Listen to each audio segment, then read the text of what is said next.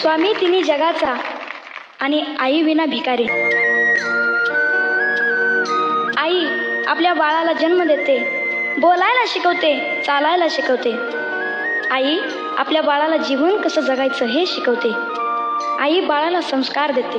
मागू कसा मी. आई म्हणजे दारातील पवित्र तुळस आणि आई म्हणजे वेदनेनंतरची पहिली आरोळी. अन मागू पुन्हा.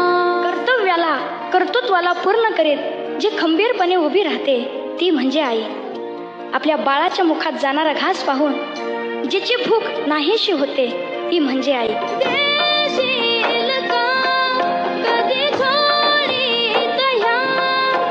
शेवटचं वाक्य सांगतो.